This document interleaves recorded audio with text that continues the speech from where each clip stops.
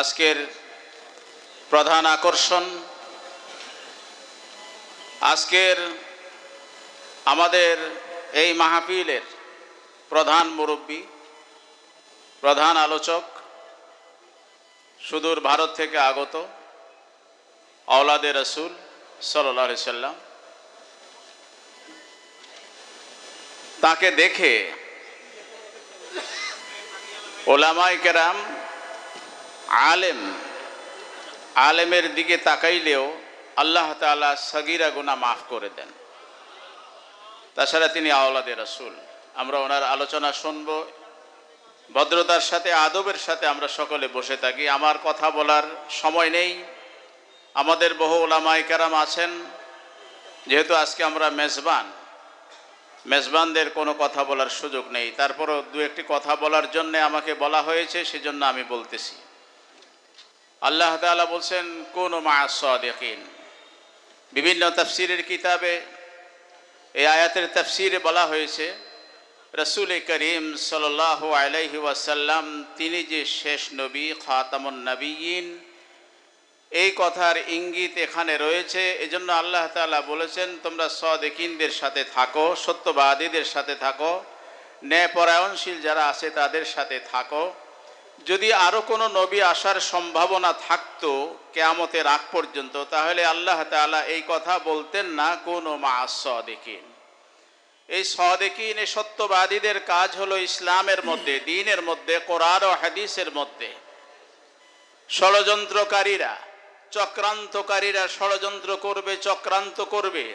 তাদের এই ষড়যন্ত্র চক্রান্ত নস্যাৎ করার জন্যে কিয়ামত পর্যন্ত উম্মতে মুহাম্মাদির মধ্যে একটা দল সাদিকিন হিসাবে থাকবে, তাদের ষড়যন্ত্র চক্রান্তকে নস্যাৎ করে দেওয়ার জন্যে। সেই দলেরই একটা অংশ হলো ইমাম সমাজ বাংলাদেশ। এই ইমাম সমাজ বাংলাদেশ আপনারা দেখে এসেছেন অতীতে, আপনাদের সকলের কাছে পরিচিত। আমরা বিভিন্ন সময় রাসূলের শানের উপরে যখন কেউ আঘাত করেছে, ইসলামের উপর ইসলাম বিদ্বেষীরা যখন কোনো আঘাত করেছে, তখন ইমাম সমাজ আপনাদেরকে নিয়ে মাঠে ময়দানে ঝাঁপিয়ে পড়েছে। তারই ধারাবাহিকতায় ইমাম সমাজ বাংলাদেশ অতীতে যেই রকমের বিভিন্ন কর্মসূচি পালন করেছেন, ভবিষ্যতেও এই ধরনের শুধু কাদিয়ানি নয়, কাদিয়ানি তো আছেই, এই ধরনের আরো চক্রান্তকারী, ষড়যন্ত্রকারী যারাই মাথা উঁচু করে দাঁড়াবে, যারা ইসলামের বিরুদ্ধে, যারা দ্বীনের বিরুদ্ধে, রাসূলের বিরুদ্ধে, আল্লাহ রাসূলের শানের বিরুদ্ধে যারা মাথাচাড়া দিয়ে উঠবে, আপনাদেরকে নিয়ে আমরা ইমাম সমাজ মাঠে ময়দানে ঝাঁপিয়ে পড়বো ইনশাআল্লাহ। বন্ধুগণ, আমাদের ইমাম সমাজ বাংলাদেশের সংগ্রামী মহাসচিব তিনি কথা বলবেন হযরতের বয়ানের পূর্বে। যে মহাসচিবের নেতৃত্বে ইমাম সমাজ বাংলাদেশ ধাপে ধাপে এগিয়ে যাচ্ছে এবং তারই ফলশ্রুতিতে আজকের এই পরিবেশ, আজকের এই মাহফিল, এই মহাসম্মেলন, যেটা হবার কথা নয়, কিন্তু তার দৃঢ় চেতনা, তার আন্তরিকতা এবং তার সেই মনোভাব, জোরালো মনোভাবের কারণে আমরা যারা দুর্বল তারাও আজকে আমরা তার সাথে, তার কাঁধে কাঁধ মিলিয়ে, তার সাথে সুর মিলিয়ে আমরা এই মহাসম্মেলন করার জন্য আমরা উৎসাহিত হয়েছি। আমাদের সেই সংগ্রামী মহাসচিব, ঢাকার কৃতি সন্তান এবং চকবাজার শাহী মসজিদের সম্মানিত খতিব হযরত মাওলানা মুফতি মিনহাজউদ্দিন সাহেব, মহাসচিব ইমাম সমাজ বাংলাদেশ, তিনি আপনাদের সামনে এখন কথা বলবেন, তারপরে হযরত বয়ান শুরু করবেন। অনেকে বলে থাকেন মহাসচিবকে ঢাকার কৃতি সন্তান। আমরা বলি না, উনি শুধু ঢাকার সন্তান নয়, বাংলাদেশের সীমানা পেরিয়ে আন্তর্জাতিক অঙ্গনে যার খ্যাতি ছড়িয়ে পড়েছেন, লক্ষ লক্ষ নওজোয়ানের চেতনা, মুফতি মিনহাজউদ্দিন, মহাসচিব ইমাম সমাজ বাংলাদেশ। বিসমিল্লাহির রহমানির রহিম। السلام عليكم ورحمة الله وبركاته. إن الحمد لله والصلاة والسلام على رسول الله. أما بعد فأعوذ بالله من الشيطان الرجيم. بسم الله الرحمن الرحيم.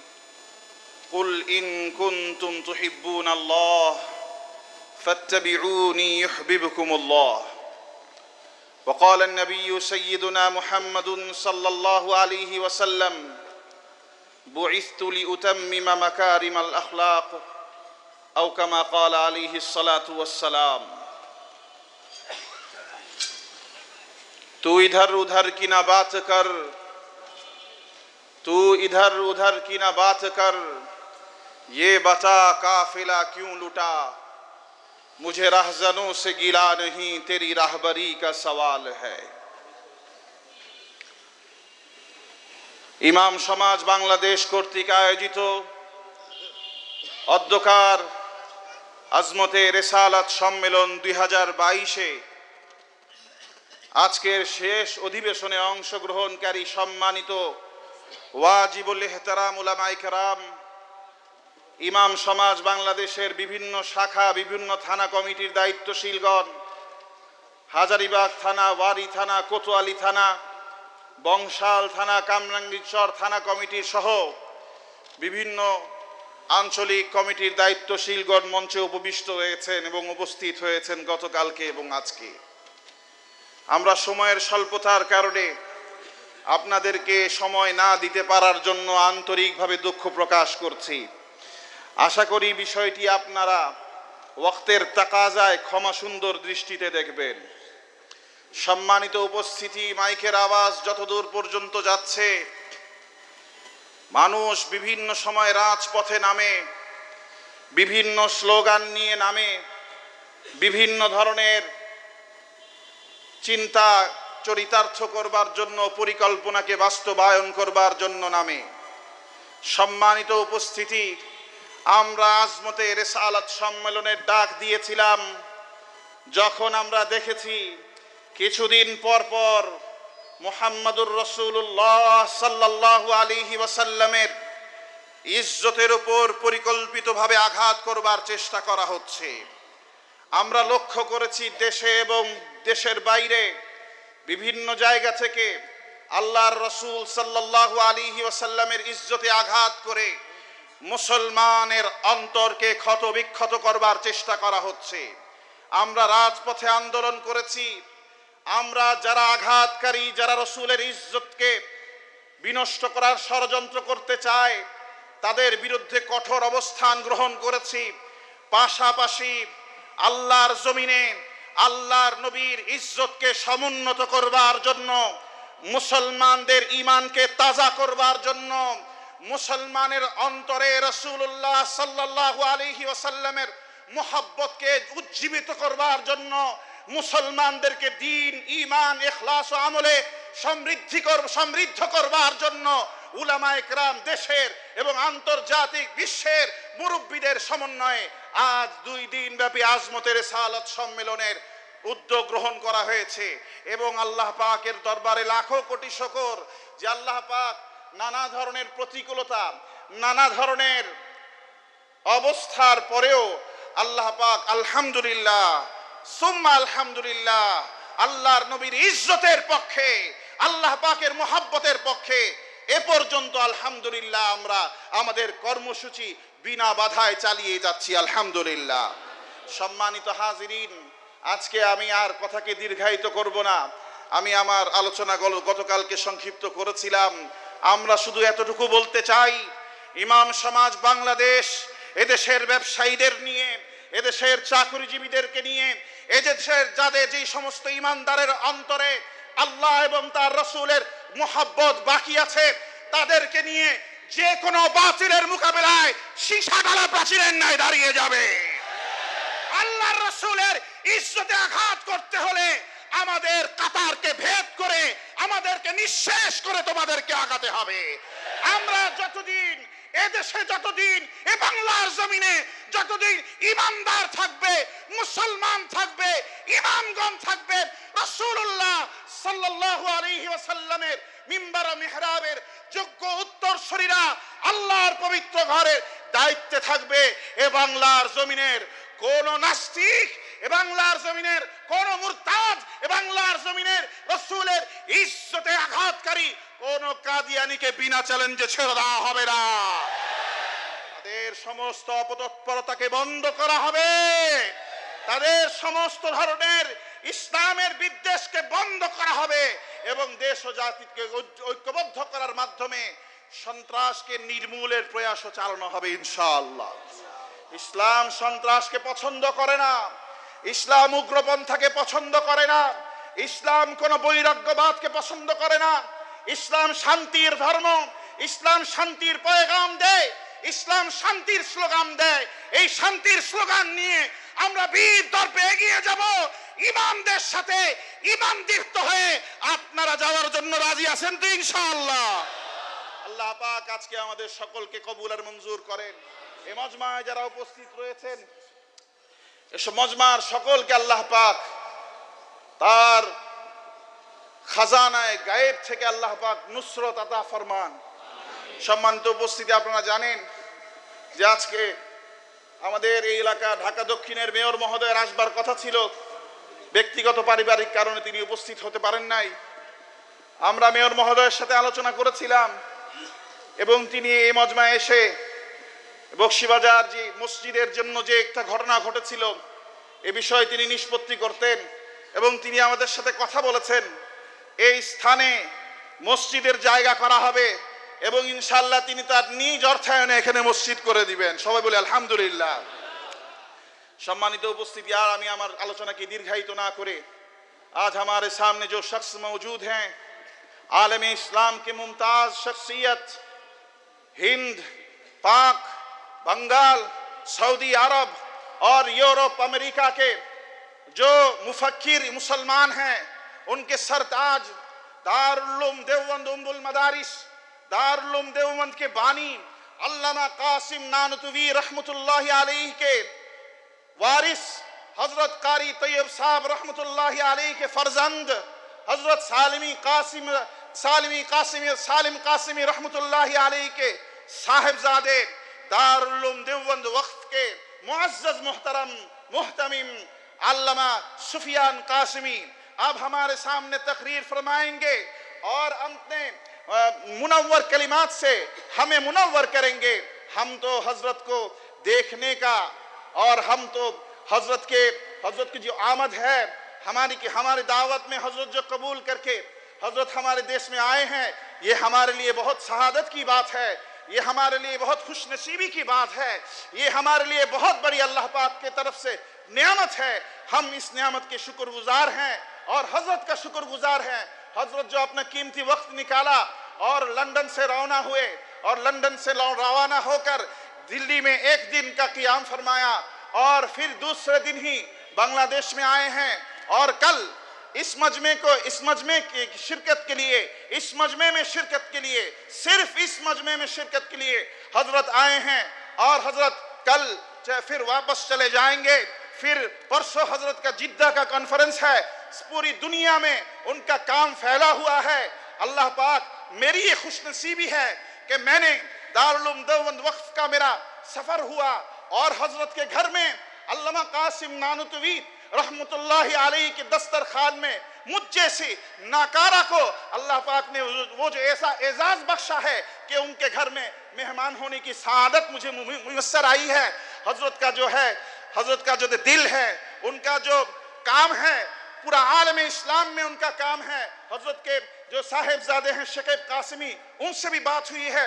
पूरा आलम इस्लाम में, मलेशिया में, इंडोनेशिया में, सऊदी अरब में, यूरोप में, अमेरिका में उनका दीन का दावत का काम चल रहा है। अल्लाह पाक हजरत की हयात में तवील, अल्लाह पाक हजरत की हयात, अल्लाह पाक हजरत को हयात तवील आता फरमाए। शकल बोली आमीन। अल्लाह पाक हजरत के साया को हमारे ऊपर और भी तवील करे। अल्लाह पाक हजरत को सिहत व आफियत अता फरमाए और अल्लाह पाक हमारी दावत में اور آئندہ سالوں میں حضرت کو آنے کی صحت و عافیت کے ساتھ آج حضرت کو آنے کی توفیق عطا فرمائے. اس گزارش کے ساتھ، اس التجا کے ساتھ، اس گزارش کے ساتھ حضرت کو جو ہے چند کلمات سے ہمیں منور کرنے کا گزارش کر کے میں اپنی جو ہے میں اپنی بات ختم کر رہا ہوں. اعوذ باللہ من الشیطان الرجیم. بسم اللہ الرحمن الرحیم. الحمد للہ رب العالمین والصلاة والسلام علی سید المرسلین وعلى آلہ وازواجہ واصحابہ اجمعین. اما بعد فقد قال اللہ تعالی فی کتاب الحکیم وَإِن تَعُدُّوا نِعْمَةَ اللَّهِ لَا تُحْصُوهَا. رب اشرح لي صدري ويسر لي أمري واحلل عقدة من لساني يفقهوا قولي. صدق اللہ العظیم. اصحاب علم و فضل، حضرات علماء کرام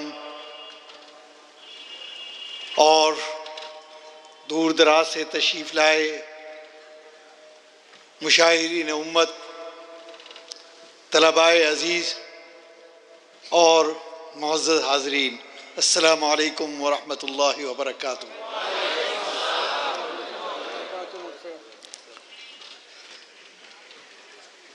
اس وقت جب کہ میں آپ کے سامنے حاضر ہوں، یہ لمحات میرے لیے بے حد باسعادت ہیں کہ مجھے حق تعالی نے آپ حضرات کی زیارت کا موقع عطا فرمایا، اور میں ان خوش نصیب لمحات کو غنیمت جانتا ہوں.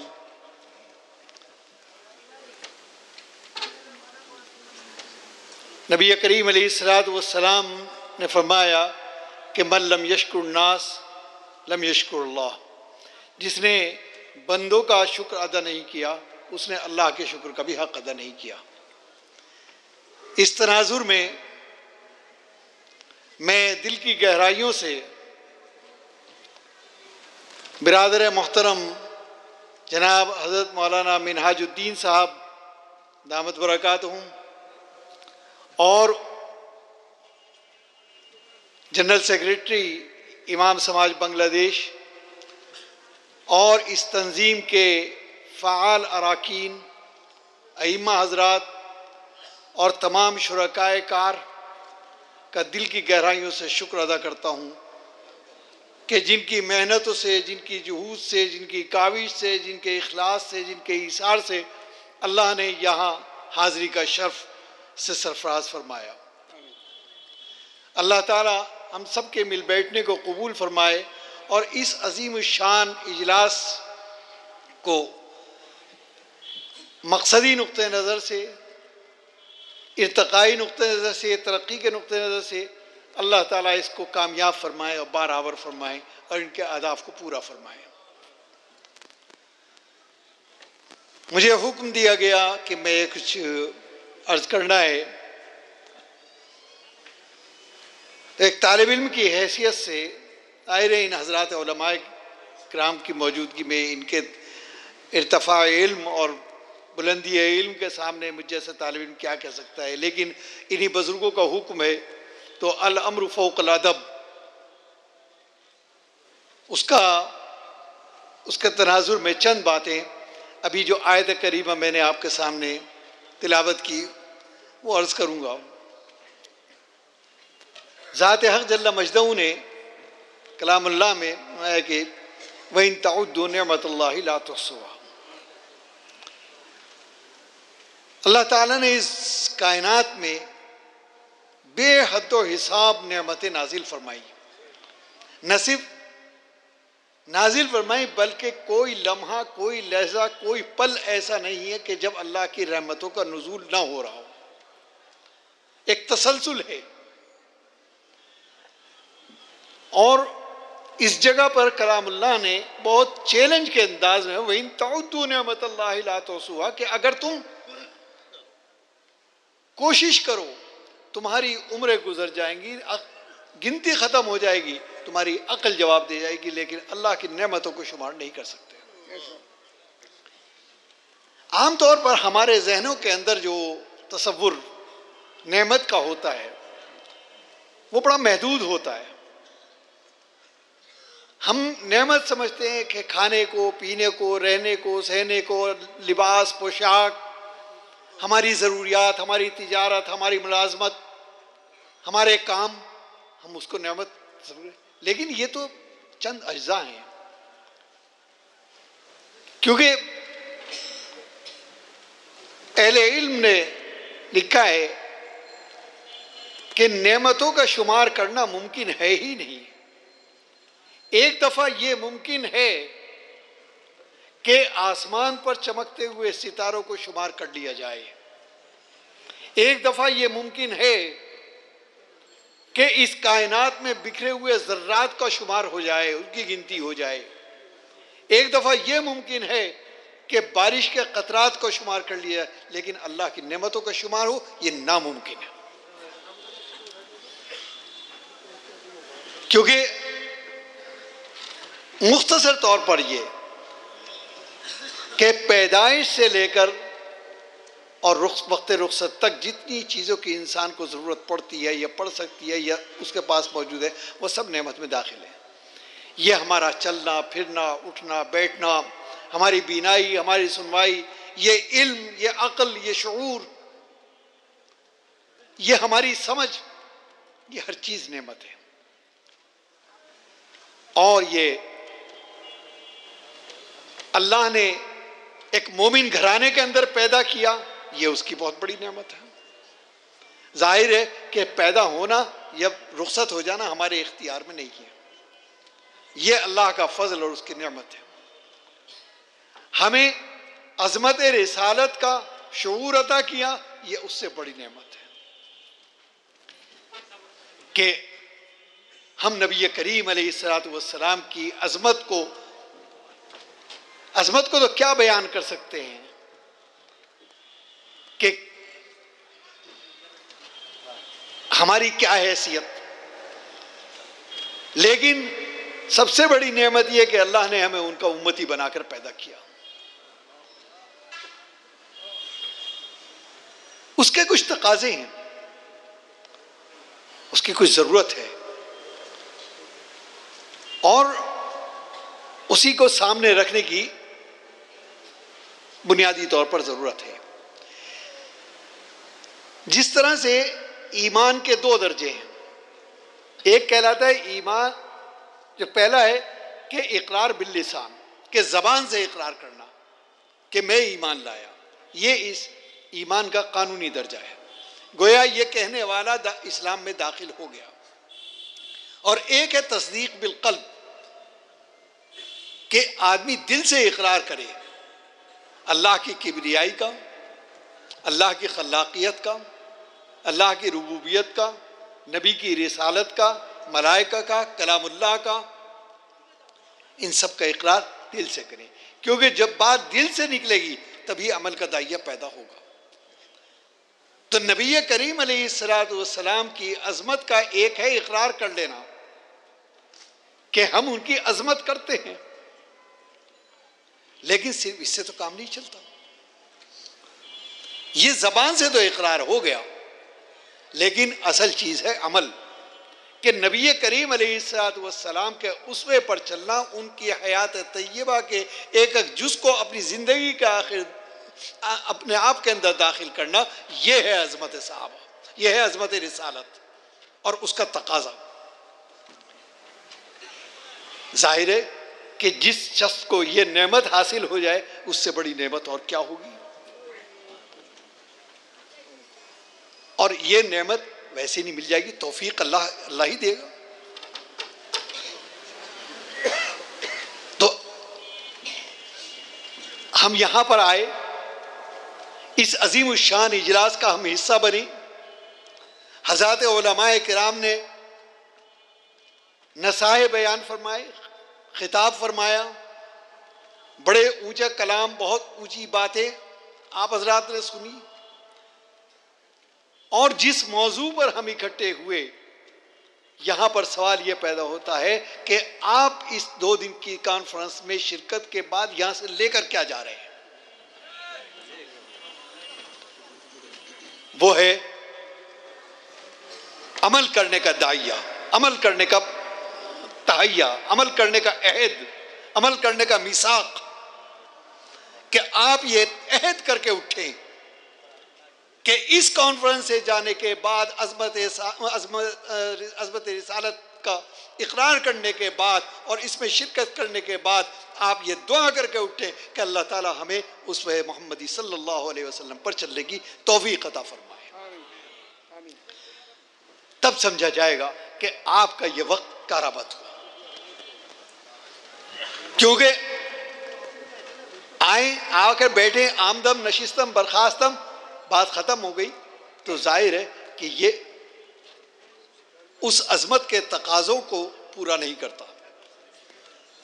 پہلی چیز کہ اللہ نے یہ شعور عطا فرمایا اور اس عظمت رسالت کانفرنس کا حصہ بننے کی ہمیں سعادت بخشی۔ یقیناً ہمیں شکر گزار ہونا چاہیے ان تمام اراکین کا کہ جنہوں نے اس میں کسی بھی طریقے پر حصہ لیا، یا اس کو منعقد کرنے میں، اس کا انتظام کرنے میں انہوں نے جان تن ایک کر دی۔ بہرحال بات یہ میں یہ عرض کر رہا تھا کہ یہ بھی ایک نعمت ہے، بہت بڑی نعمت ہے، بہت عظیم ہے۔ وَإِن تَعُدُّوا نِعْمَةَ اللَّهِ لَا تُحْصُوهَا۔ اب ایک سوال باقی رہ جاتا ہے کہ یہ ساری بہت بڑی نعمتیں ہیں، لیکن وہ کون سی نعمت ہے کہ جس کے بغیر کوئی نعمت کارآمد نہیں ہے، جس کو ہم یہ کہہ سکیں یہ سب سے بڑی نعمت ہے۔ اب یہ غور کریں کہ وہ سب سے بڑی نعمت کون سی ہے جس کو ہم شریعت بھی قبول کرے، شریعت بھی حکم دے، عقل بھی قبول کرے۔ وہ ہے ہماری زندگی، کہ اللہ کی سب سے بڑی نعمت اگر کچھ ہے تو وہ زندگی ہے۔ اگر یہ زندگی نہ ہوتی تو ہم کسی بھی نعمت سے لطف اندوز نہیں ہو سکتے تھے۔ اور زندگی بھی کوئی معمولی نہیں۔ زندگی کا تصور ہمارے ذہنوں کے اندر یہ ہے کہ پیدا ہوئے تو زندگی شروع اور مر گئے تو زندگی ختم۔ نہیں، یہ تو زندگی کا ایک بہت مختصر ترین اور بہت محدود ترین وقفہ ہے، بہت محدود وقت۔ اور اس کا اندازہ اس طرح سے لگائیے کہ ہمارا سب سے پہلی نمود، ہمارا سب سے پہلا وجود، ہماری سب سے پہلی زندگی عالم ازل میں پیدا ہوئی ہے۔ گویا جب تک یہ کائنات بھی وجود میں نہیں آئی تھی جب ہمیں پیدا کیا گیا تھا۔ کروڑوں اربوں کھربوں برس ہم نے وہاں گزارے، کوئی تعداد کچھ نہیں اس کی تعداد، نہ ہمیں یاد نہ یاد رکھ سکتے۔ اس کے بعد اللہ کا حکم ہوا اور ہمارا پہلا انتقال ہوا، اور ہم عالم ازل سے عالم غیب کے اندر منتقل کر دیے گئے۔ وہاں ہم نے لاکھوں کروڑوں برس گزارے ہیں،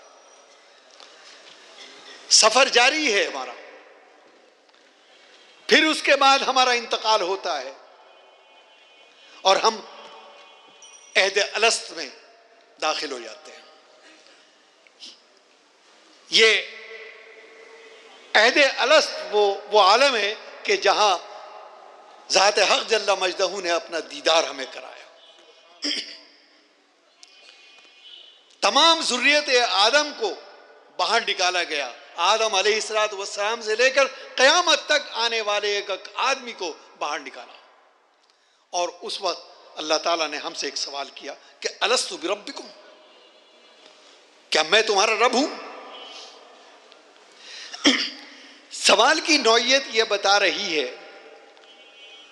کہ اس وقت ہمیں عقل بھی تھی، ہمیں شعور بھی تھا، ہماری بینائی بھی تھی، ہماری سننے کی طاقت بھی تھی، اور ہمیں عقل بھی موجود تھی، ہمیں سمجھ بھی موجود تھی، کیونکہ بے جان چیز سے سوال نہیں کیا جاتا۔ سوال کیا جاتا ہے اس سے کہ جو جاندار ہو، اور جاندار بھی وہ جو سمجھدار ہو، اور سمجھدار بھی وہ جو عقل رکھتی ہو اور جو علم رکھتی ہو۔ تو حق تعالیٰ کا یہ فرمانا کہ الستو بربکم، یہ اس بات کی دلیل ہے کہ ہم نے مکمل شعور کے ساتھ، مکمل سمجھ کے ساتھ، مکمل فہم کے ساتھ اور مکمل بینائی اور سنوائی کے ساتھ ہم نے اپنا اللہ کا دیدار کیا ہے، ہماری فطرت کا حصہ بن کر بنایا ہوا۔ ہماری سمجھ میں کوئی جواب نہیں آیا، کیونکہ انسانیت کے سامنے یہ سب سے پہلا سوال تھا۔ سب سے پہلے روح محمد صلی اللہ علیہ وسلم بیدار ہوئی اور گویا ہوئی، اور آپ نے فرمایا کہ بلا، بے شک آپ ہمارے رب ہیں، اور ہم سب نے اس کا اقرار کیا۔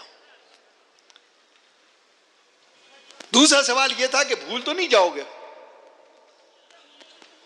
ہم نے اس کا اقرار کیا کہ نہیں، ہم بھولیں گے نہیں۔ کہا کہ نہیں، تم بھول جاؤ گے، لیکن ہم اپنے پیغامبر بھیجتے رہیں گے تاکہ تمہیں یاد دہانی کراتے رہیں۔ 1,24,000 پیغمبر حاضر ہوئے اور انسانیت کو ہدایت کا درس دیتے رہے۔ آدم علیہ السلام سے لے کر نبی کریم علیہ السلام تک تقریباً 1,24,000 انبیاء کرام تشریف لائے۔ یہ ہم نے اقرار کیا کہ الستو بربکم۔ وہاں اللہ تعالیٰ نے ایک نعمت ہمیں اور عطا کی۔ وہ نعمت کیا تھی؟ وہ نعمت یہ تھی کہ جب تمام ذریت کو نکالا گیا تو ہر ایک کی تقدیر اور اس کی عمر پیشانی پر لکھی ہوئی تھی۔ اس کا عمل کیا ہے، کیا ہوگا، وہ کتنی عمر لے کر آیا ہے، کیا اس کی تقدیر ہے، کیا اس کے ساتھ حالات پیش ہے، ہر چیز پیشانی پر لکھی ہوئی تھی۔ آدم علیہ السلام کے باپ کی حیثیت سے نظر پڑی اور ایک محبت کا جذبہ پیدا ہوا، اور ایک نورانی چہرے پر نظر اٹک گئی جا کر، اور حق تعالیٰ سے پوچھا یہ کون ہے؟ کہا کہ یہ تمہاری اولاد ہے اور نبی ہے، اور ان کا نام ہے ادریس علیہ السلام۔ کہا کہ بڑا نورانی چہرہ ہے، لیکن ان کی عمر بڑی کم لکھی ہوئی ہے، یہ جو کچھ ہو رہا ہے یہ اللہ کے حکم سے ہی ہو رہا ہے۔ ان کی عمر 60 سال لکھی ہے، اور میری عمر جو ہے وہ 1000 برس ہے۔ تو کیا ایسا نہیں ہو سکتا کہ میری عمر میں سے کچھ وقت، کچھ سال ان کو دے دیے جائیں؟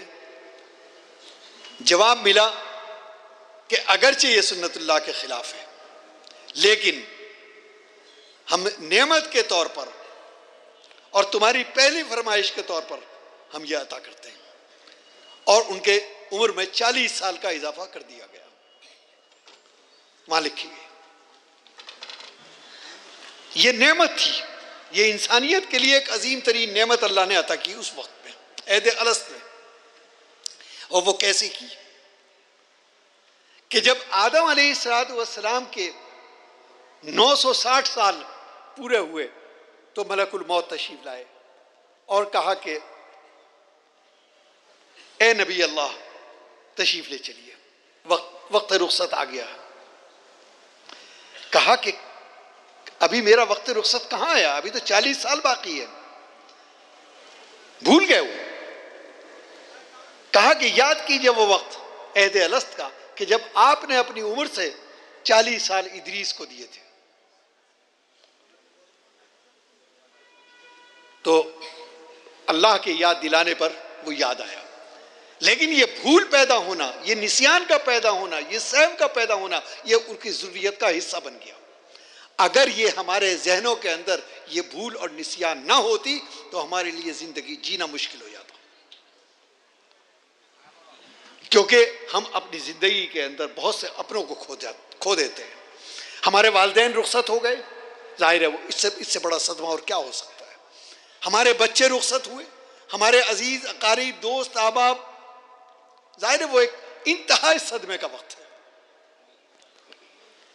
لیکن اللہ نے کیونکہ وہ بھول رکھتی تھی، اس لیے جب ہم لے کر جاتے ہیں قبرستان کی طرف تو اس وقت جو کیفیت ہوتی ہے یا جس میں وفات ہوئی ہے اس وقت جو کیفیت ہوتی ہے واپسی میں نہیں ہوتی ہے.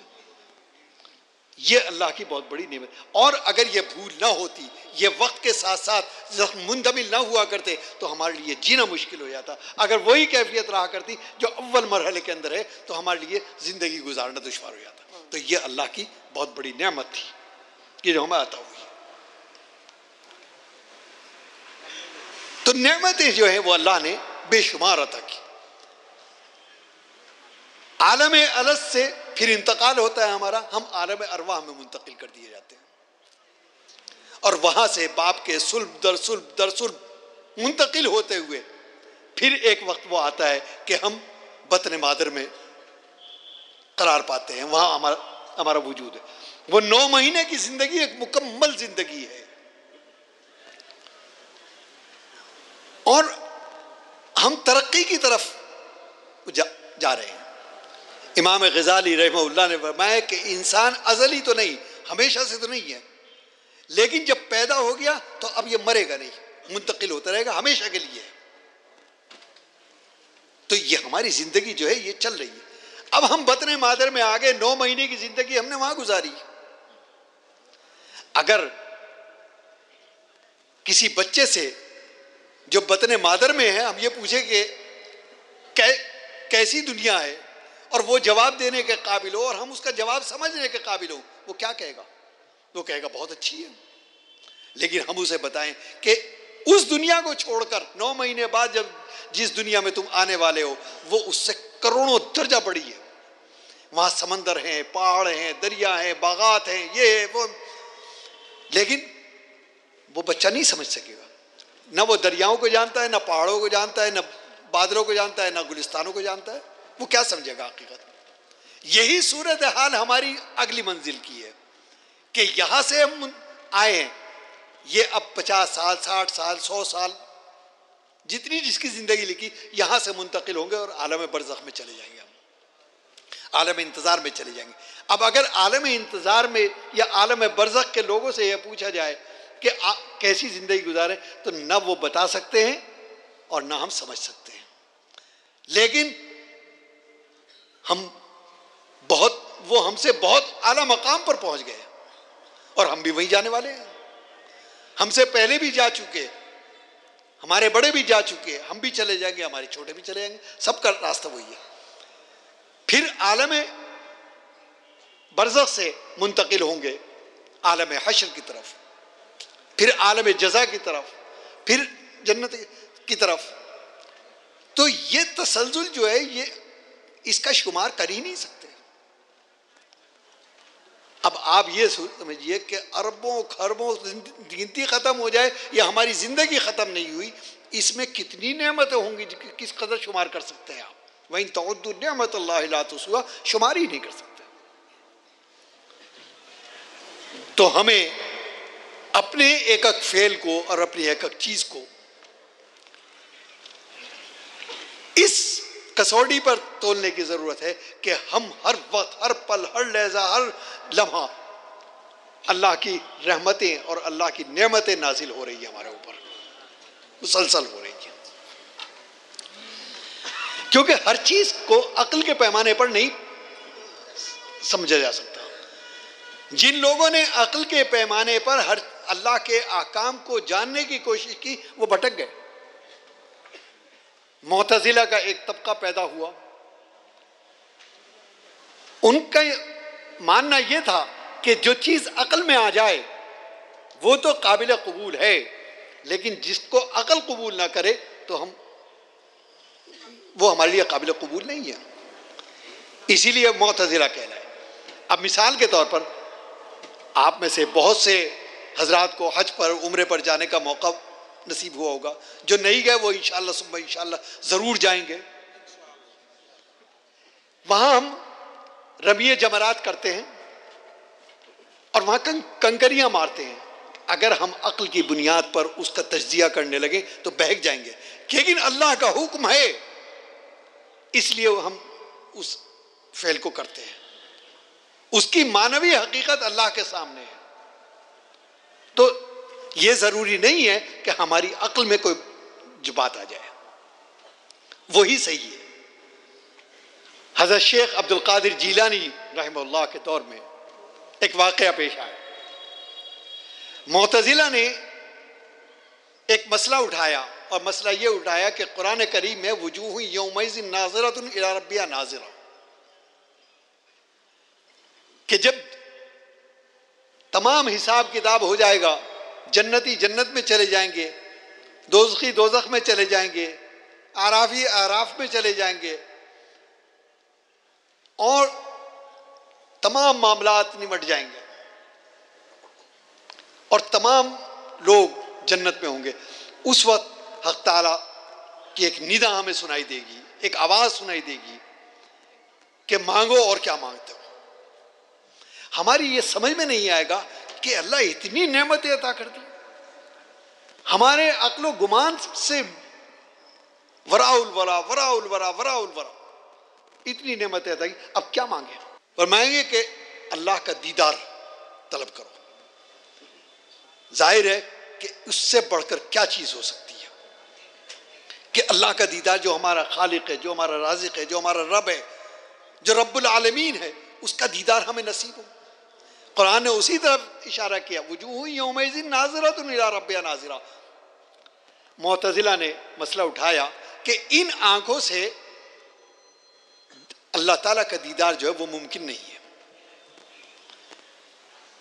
کیونکہ اس آنکھوں کو دیکھنے کا ایک زاویہ ہے کہ ہم ایسے دیکھ سکتے ہیں بس، لیکن پیچھے نہیں دیکھ۔ اگر ہم ان آنکھوں سے نہیں دیکھتے تو اللہ تعالیٰ محدود ہو جاتے ہیں، جبکہ اللہ تعالیٰ ہر طرف ہے۔ اور قرآن صریح طور پر کہہ رہا ہے، تو اس سے کیا ہوا کہ اس قرآن کی آیت کا انکار ہو رہا ہے، وجوہ یومئذ ناظرۃ۔ اور قرآن کی ایک آیت کا انکار ہو یا پورے قرآن کریم کا انکار ہو، بات ایک ہی ہے۔ لیکن جاہل لوگ تھے، ظاہر ہے کہ جہلا سب سے پہلے دام فریب میں آتے ہیں، وہ بہک گئے کہ یہ تو بات تو صحیح کہہ رہے، عقل کی بنیاد پر لوگوں کے عقائد بگڑنے لگے۔ اور علماء ظاہر، یہ حضرات یہ علماء ظاہر کہلاتے ہیں، ان کی نظر ہے احکام پر، ان کی نظر ہے ان باریکیوں پر، ان گہرائیوں پر۔ انہوں نے بہت دلائل دیے قرآن سے، حدیث سے، لیکن معتزلہ کا یہ تھا کہ عقل کی بنیاد پر آپ ہمیں بتائیں، ہمیں ثابت کریں۔ تو جہاں علماء ظاہر عاجز آ جاتے ہیں، وہاں عارفین ہاتھ پکڑ لیتے ہیں، پھر اللہ تعالیٰ عارفین سے کام لیتے ہیں۔ پھر حضرت شیخ عبد القادر جیلانی رحمہ اللہ کے خدمت میں حاضر ہوئے علماء کرام، اور انہوں نے کہا حضرت مسئلہ بہت ٹیڑھا ہو گیا ہے اور بہت پیچیدہ ہو گیا ہے، لوگوں کے عقائد خراب ہو رہے ہیں، اب آپ ہی سنبھال سکتے ہیں۔ فرمایا مسئلہ کیا ہے؟ تو مسئلہ بتایا گیا کہ معتزلہ یہ کہہ رہے ہیں اور کہ اللہ کا دیدار ممکن نہیں، جبکہ قرآن گواہی دے رہا ہے کہ وجوہ یومئذ ناظرۃ الی ربہا ناظرہ۔ اب آپ ہی سنبھالیے۔ تو حضرت نے فرمایا کہ اعلان کرو کہ ہم اس مرتبہ کا جمعہ جو ہے وہ بغداد کی جامع مسجد کے اندر پڑھیں گے۔ ظاہر ہے یہ اعلان کوئی معمولی نہیں تھا، حضرت شیخ کا اعلان کیا جانا، تمام خلقت ٹوٹ پڑی۔ پھر یہ بھی تھا کہ مناظرہ ہوگا، معتزلہ بھی آئے۔ اب اس کے بعد نماز کے بعد حضرت شیخ تشریف فرما ہے، اور معتزلہ کے جو سرکردہ افراد ہیں، علماء ہیں، وہ آ کے بیٹھ گئے۔ تو حضرت شیخ نے سب سے پہلے یہ پوچھا، یہ بتاؤ کہ مناظرہ کس بات پر ہے، کہ مناظرہ کس بات پر ہے؟ میں کہ حضرت جب آپ کو یہی معلوم نہیں کہ مناظرہ کس بات پر ہوگا تو آپ مناظرہ کریں گے کیسے؟ کہنے لگے بھائی ہمیں معلوم نہیں، لیکن تم بتا دو۔ کہا کہ حضرت مناظرہ یہ ہے کہ آپ کے علماء کہتے ہیں کہ ان آنکھوں سے اللہ کا دیدار ممکن ہے، اور ہمارا ماننا یہ ہے کہ ان آنکھوں سے اللہ کا دیدار ممکن نہیں ہے۔ فرمایا کہ چلو یہ تو چھوڑ دو کہ دیدار ممکن ہے یا نہیں ہے، تم مجھے ایک بات بتاؤ ایمانداری سے کہ تمہارا اللہ تعالیٰ کو دیکھنے کو جی چاہتا ہے؟ کہا کہ حضرت کون سا مسلمان ہے کہ جس کا اپنے اللہ کو دیکھنے کو جینا چاہے؟ کہا کہ مسلمانوں کی بات مت کرو، بات اپنی کرو۔ تمہارا جی چاہتا ہے کہ نہیں چاہتا؟ کہا کہ حضرت جس طرح سے سارے مسلمانوں کا چاہتا ہے میرا بھی چاہتا ہے. کہا کہ پھر وہی بات، میں بات صرف تمہاری کر رہا ہوں. ان سے اقرار کروایا کہ ہاں میرا بھی دیکھنے کو جی چاہتا ہے. کہا کہ مناظرہ ختم ہو گیا. کہا کہ حضرت شروع تو ہوا تھا نہیں، مناظرہ ختم کیسے ہو گیا؟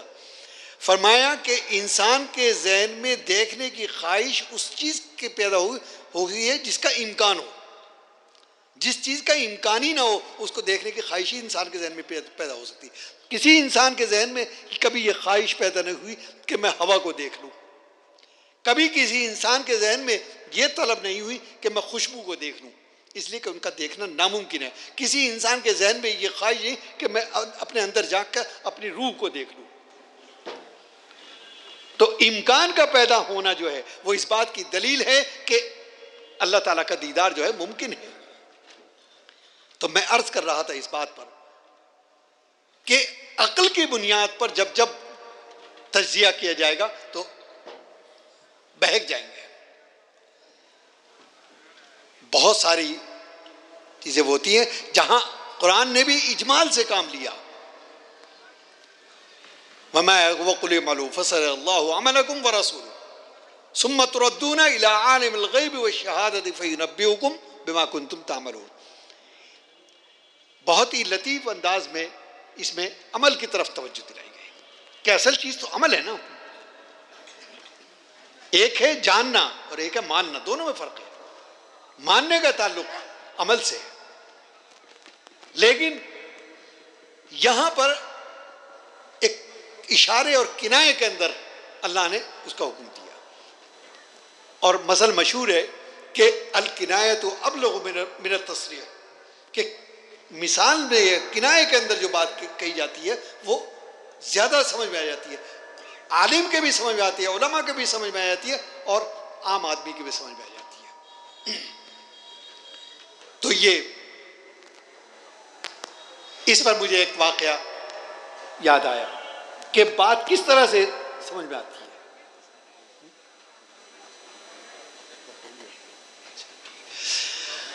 خیر اب کیونکہ وقت بھی کافی ہو گیا ہے، اصل چیز یہ ہے کہ ہمیں عمل کی طرف توجہ کرنے کی ضرورت ہے. اور عمل جو ہے وہ اللہ کی توفیق سے عطا ہوتا ہے. جب آپ اللہ سے توفیق طلب کریں گے تو آپ کو عمل کی توفیق بھی وہیں سے ہوگی.